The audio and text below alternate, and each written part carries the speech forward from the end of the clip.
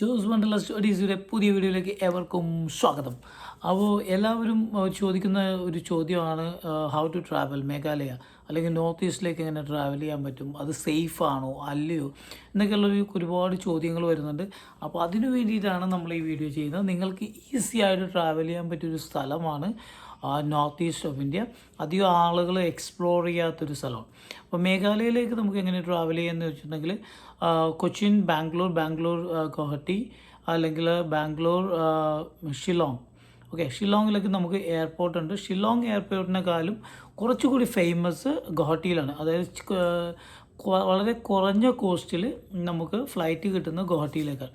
ഷിലോങ്ങിലേക്ക് നമുക്ക് ഫ്ലൈറ്റ് ഉണ്ട്. അത് കൽക്കട്ടയിൽ നിന്നാണ് ഫ്ലൈറ്റ് വരുന്നത്. നമ്മൾ കേരളത്തിൽ നിന്നാണ് വരുന്നതെങ്കിൽ കൽക്കട്ടയിലേക്ക് വന്ന് നമ്മളെത്തുമ്പോൾ പിറ്റേ ദിവസവും ശരിക്കും ഒരു 12 to 18 മണിക്കൂർ എടുക്കും ഇതിൻ്റെ ഒരു ട്രാൻസ്ഫർ കിട്ടണമെന്നുണ്ടെങ്കിൽ.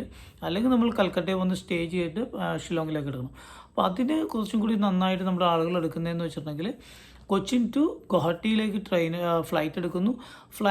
ദെൻ അവിടെ നിന്ന് നമ്മളുടെ ട്രാൻസ്പോർട്ടേഷൻ യൂസ് ചെയ്യുന്നു ഷിലോങ്ങിലേക്ക്.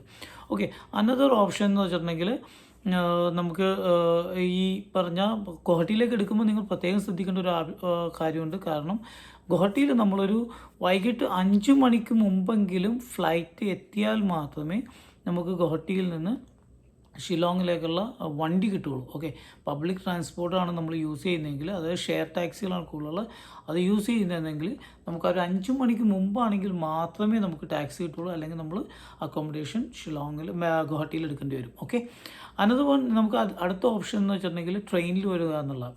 നമുക്ക് കേരളത്തിൽ നിന്ന് നമുക്ക് ട്രെയിൻസ് ഉണ്ട്. ട്രെയിൻസ് ഗുവാഹട്ടിയിലേക്കാണ് വരുന്നത്. ഓക്കെ, ആസാമിൻ്റെ ക്യാപിറ്റലായ ഗുവാഹട്ടിയിലാണ് റെയിൽവേ സ്റ്റേഷൻ ഉള്ളത്. നമ്മൾ റെയിൽവേ സ്റ്റേഷൻ ഇറങ്ങിയിട്ട് നമുക്ക് അവിടെ നിന്ന് ക്യാബ്സ് എടുക്കാം. ഓക്കെ, ഇതും സെയിം തന്നെ പബ്ലിക് ട്രാൻസ്പോർട്ടാണ് നമ്മൾ യൂസ് ചെയ്യുന്നതെങ്കിൽ അപ് ടു 5 o'clock ആണ് നോർമലി കിട്ടുന്നത്. ഇനി റെയർലി സംടൈം നമുക്ക് കിട്ടിയാലായി. ഓക്കെ, പക്ഷേ മാക്സിമം ഒരു 5 o'clock വരെയൊക്കെ നമുക്ക് കിട്ടാറുള്ളൂ, എൻ്റെ എക്സ്പീരിയൻസിൽ കിട്ടാറുള്ളൂ. നമ്മളൊരു ഏർലി മോർണിംഗിലാണ് എത്തുന്നതെങ്കിൽ ഗുവാഹട്ടി റെയിൽവേ സ്റ്റേഷൻ്റെ ലാസ്റ്റ് പ്ലാറ്റ്ഫോമിൻ്റെ ആ ഡോറിൽ കൂടി ഇറങ്ങുക. ഓക്കെ, പ്ലാറ്റ്ഫോം നമ്പർ 1, 2, 3 എന്ന് പറഞ്ഞാൽ ലാസ്റ്റ് പ്ലാറ്റ്ഫോം നമ്പർ. ഞാൻ ഈസി ആയിട്ട് അറിയാൻ വേണ്ടിയിട്ട് അങ്ങനെ പറഞ്ഞു. അപ്പോൾ അല്ലെങ്കിൽ കിഴക്കും പടിഞ്ഞാറൊക്കെ പറഞ്ഞാൽ ആകെ കൺഫ്യൂസ്ഡ് ആവും. അപ്പോൾ ലാസ്റ്റ് പ്ലാറ്റ്ഫോമിൻ്റെ വഴി ഫ്ലൈ ഓവർ ഇറങ്ങി വരുന്നത് ആസാം ട്രാൻസ്പോർട്ടിൻ്റെ ബസ് സ്റ്റാൻഡിലേക്കാണ്.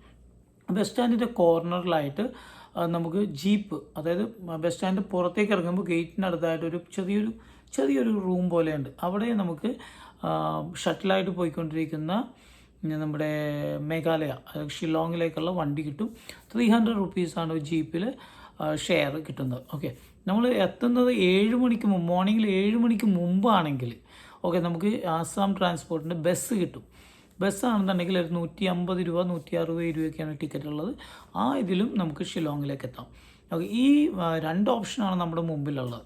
പിന്നെ നമ്മൾക്ക് വന്നിട്ട് പാക്കേജ് എടുത്ത് വരാം. ഓക്കെ, അത് ആസ് യൂഷ്വൽ നോർമൽ നമ്മൾ കമ്പനികളെ ബുക്ക് ചെയ്ത് വരാൻ പറ്റും.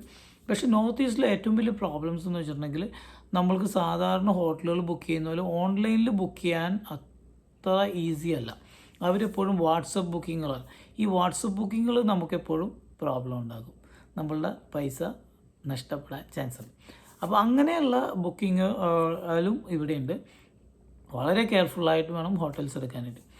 പിന്നെ മേഘാലയ അല്ലെങ്കിൽ നോർത്ത് ഈസ്റ്റിന് മൊത്തത്തിലുള്ളൊരു പ്രോബ്ലം എന്താണെന്ന് വെച്ചാൽ പബ്ലിക് ട്രാൻസ്പോർട്ടിൻ്റെ അവൈലബിലിറ്റി കുറവാണ്.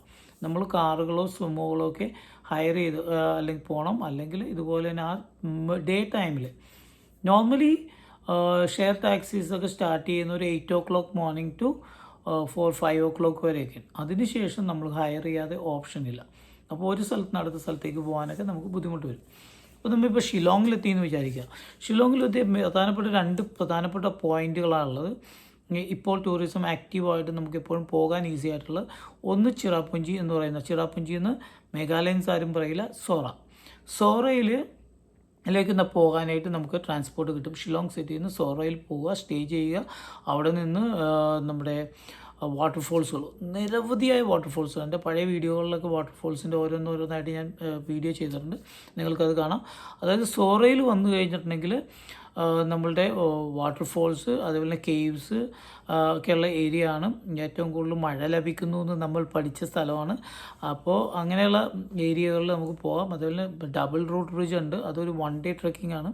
അതുപോലെ തന്നെ സിംഗിൾ റൂട്ട് ബ്രിഡ്ജുള്ള ഏരിയ ഉണ്ട്, മൗലന്നോങ് എന്ന് പറയും. അത് ഏഷ്യയിലെ ക്ലീനസ്റ്റ് വില്ലേജുള്ള ഏരിയ. അതാണ് ഒരു ഏരിയ. രണ്ടാമത്തെ ഒരു സ്ഥലം എന്ന് വെച്ചിട്ടുണ്ടെങ്കിൽ ഡൗക്കി. ക്രിസ്റ്റൽ ക്ലിയർ വാട്ടർ കാണാൻ ഇഷ്ടപ്പെടാത്ത ആരുമില്ല. അപ്പോൾ ക്രിസ്റ്റൽ ക്ലിയർ വാട്ടർ കാണുന്ന ഒരു ഏരിയ ആണ് ഡൗക്കി. അപ്പോൾ ഡൗക്കിയെക്കുറിച്ച് എൻ്റെ ഒരു വീഡിയോ ഉണ്ട്, 10K'ലടുത്തൊക്കെ ആളുകൾ കണ്ട ഒരു വീഡിയോ ആണ്. അപ്പോൾ ആ ഡൗക്കി ഏരിയ ക്രിസ്റ്റൽ ക്ലിയർ വാട്ടർ കാണാവുന്ന സ്ഥലത്ത് നിങ്ങൾക്ക് വേണമെങ്കിൽ പോകാം. അവിടെ പോയി ടെൻറ്റ് സ്റ്റേ ഉണ്ട്, നോർമൽ സ്റ്റേ ഉണ്ട്, അതുകൂടാതെ ടെൻറ്റ് സ്റ്റേ ഒക്കെ ഉണ്ട്. അതൊക്കെ എക്സ്പ്ലോർ ചെയ്യാവുന്ന ഒരു സ്ഥലമാണ്. ഇന്ത്യ ബംഗ്ലാദേശ് ബോർഡർ ഉണ്ട്.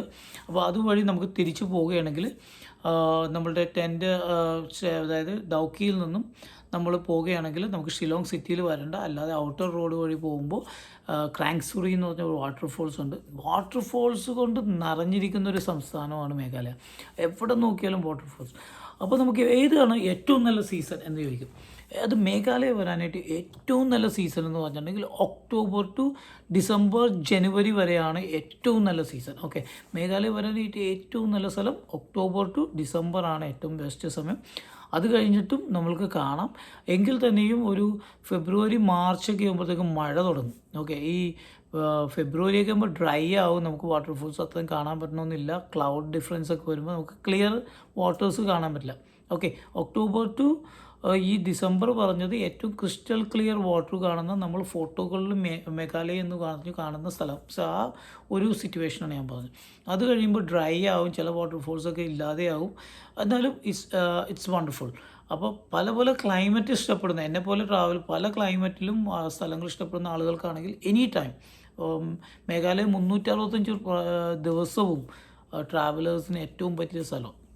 അപ്പോൾ അത് കഴിഞ്ഞിട്ട് മഴയുടെ സീസൺ തുടങ്ങുന്നു. ഒരു മാർച്ച് ഏപ്രിലൊക്കെ കൂടി സ്റ്റാർട്ട് ചെയ്യും മഴ. മെയ് ജൂണൊക്കെ ആകുമ്പോഴത്തേക്കും കംപ്ലീറ്റ് മഴയാവും. പിന്നെ വെള്ളം ഒരു ഡാർക്ക് കളറിലാവും. അപ്പോൾ നമുക്ക് വാട്ടർഫോൾസ് കുത്തി ഒലിക്കുന്ന പോലെയാവും. ഹെവി റെയിനാണ്. അത് ഒരു സെപ്റ്റംബർ ഒക്ടോബർ വരെയൊക്കെ ആ മഴ അങ്ങനെ കണ്ടിന്യൂ ചെയ്യും. എഗെയിൻ സെപ്റ്റംബർ ഒക്ടോബറിലേക്ക് കണ്ടിന്യൂ ചെയ്യും. അത് കഴിഞ്ഞാൽ പിന്നെ അത് മാറുകയും ചെയ്യും. പിന്നെ ഫെസ്റ്റിവൽ സീസണായി. ഓക്കെ, അതാണ് മേഘാലയയിൽ വരുമ്പോൾ നിങ്ങൾ പ്രത്യേകമായിട്ട് ശ്രദ്ധിക്കേണ്ട 1-2 കാര്യങ്ങൾ. പിന്നെ നമ്മൾ ഓൺ ട്രാൻസ്പോർട്ടായിട്ട് വരികയാണെങ്കിൽ നോ പ്രോബ്ലം, നമുക്ക് എവിടെ വേണമെങ്കിലും ട്രാവൽ ചെയ്യാം, എവിടെ വേണമെങ്കിലും ടെൻ്റ് അടിക്കാം. ഇപ്പോൾ നിങ്ങൾക്ക് എവിടെയെങ്കിലും ടെൻ്റ് അടിക്കാനോ എവിടെയെങ്കിലും ട്രാവൽ ചെയ്യാനോ അക്കോമഡേഷൻ എന്തെങ്കിലും പ്രശ്നമുണ്ടെങ്കിൽ കമൻറ്റ് ബോക്സിൽ എൻ്റെ നമ്പറുണ്ട്, നിങ്ങൾക്ക് വിളിക്കാം, നമുക്കത് അറേഞ്ച് ചെയ്യാം. ഓക്കെ, നമുക്ക് 100% നിങ്ങൾക്ക് മേഘാലയ സൈഡിൽ നമുക്ക് എന്ത് വേണമെങ്കിലും സൗകര്യങ്ങൾ ചെയ്തു തരാം. ഓക്കെ, അവിടെ എല്ലാ രീതിയിലും പിന്നെ ഒരു പ്രധാനപ്പെട്ട അനദർ പ്രോബ്ലം എന്ന് വെച്ചിട്ടുണ്ടെങ്കിൽ ലാംഗ്വേജ് ആണ് ഇവിടുത്തെ ഏറ്റവും വലിയ പ്രോബ്ലം. നിങ്ങൾ വരുന്ന സിറ്റി ടൂറിസ്റ്റിക് ഏഷ്യനിലുള്ള ആളുകൾക്ക് മലയാളമോ മലയാളം എന്ന് വെച്ചിട്ടുണ്ടെങ്കിൽ മലയാളീസ് ഉള്ള സ്ഥലങ്ങളിൽ ഓക്കെ വളരെ അപൂർവമായിട്ട് മലയാളീസിനെ കാണുള്ളൂ. പിന്നെ ഇംഗ്ലീഷ് നിങ്ങൾക്ക് യൂസ് ചെയ്യാൻ പറ്റും. ഇംഗ്ലീഷ് സിറ്റി സൈഡിലൊക്കെയുള്ള ഹോട്ടലുകളിൽ നിങ്ങൾക്ക് ഇംഗ്ലീഷ് യൂസ് ചെയ്യാം. ബട്ട് ഹിന്ദി അത്ര ഈസി അല്ല. ഓക്കെ, ഹിന്ദി അത്ര ഈസി അല്ല. ഓൺലി ടാക്സി ഡ്രൈവേഴ്സിന് വല്ലവർക്കും മാത്രമേ അറിയാൻ പറ്റുള്ളൂ. അപ്പോൾ മറ്റുള്ള കാര്യങ്ങളെല്ലാം സ്ഥലങ്ങളിൽ ഇംഗ്ലീഷ് നിങ്ങൾക്ക് യൂസ് ചെയ്യാം ടൂറിസ്റ്റിക് ഏരിയയിൽ. അല്ലെങ്കിൽ ഇവിടുത്തെ ലോക്കൽ ലാംഗ്വേജായ ഖാസി മാത്രമേ നിങ്ങൾക്ക് ഉപയോഗിക്കാൻ പറ്റുള്ളൂ. അതുപോലെ തന്നെ ഫുഡിനെ കുറിച്ചൊക്കെ ഞാൻ ഒരുപാട് റീൽസും ഷോർട്സും ഒക്കെ ചെയ്തിട്ടുണ്ട്. നിങ്ങൾക്കത് നോക്കിക്കഴിഞ്ഞാൽ ഫുഡിൻ്റെ പേരൊക്കെ അതിൻ്റെ അകത്ത് കാണാൻ പറ്റും. അപ്പോൾ ഓക്കെ, ഇനി എന്തെങ്കിലും നിങ്ങൾക്ക് ഡൗട്ടോ കാര്യങ്ങളോ ഉണ്ടെങ്കിൽ കമൻറ്റ് ബോക്സിൽ ഇടുക. ഇതിനെക്കുറിച്ചുള്ള എല്ലാ ഡീറ്റെയിൽസും നമുക്ക് തരാൻ പറ്റും. ഒരു പ്രോബ്ലം ഇല്ല. നിങ്ങൾക്ക് ഏത് സമയത്തും എന്നെ വാട്സപ്പ് ചെയ്യുക. അതിനുള്ള മെസ്സേജ് അല്ലെങ്കിൽ റിപ്ലൈ ഞാൻ തരാം. Thank you.